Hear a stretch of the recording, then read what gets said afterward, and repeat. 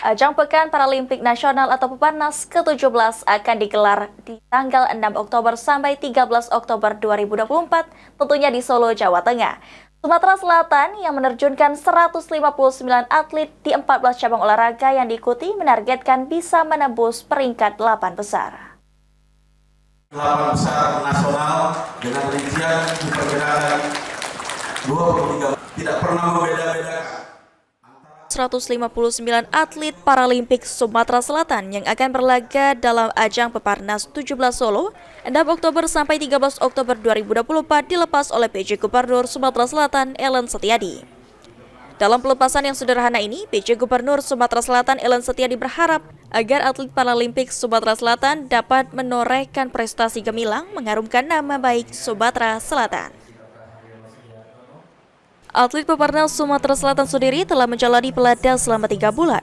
Pemerintah Provinsi Sumatera Selatan akan memberikan bonus kepada para atlet Peparnas yang telah berhasil mengharumkan nama Sumsel dengan besaran sama dengan atlet yang berlaga dalam ajang PON Aceh Sumut lalu.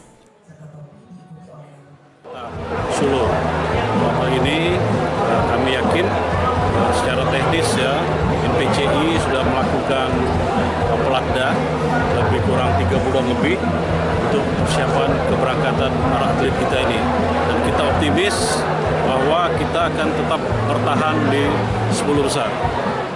Pada ajang Peparnas Solo, NPCI Sumsel menargetkan bisa tembus di peringkat 8 besar dengan meraih 23 medali emas.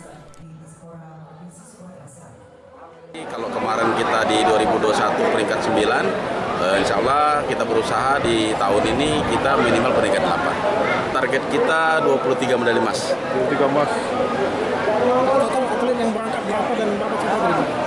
14 cabang olahraga, 159 atlet.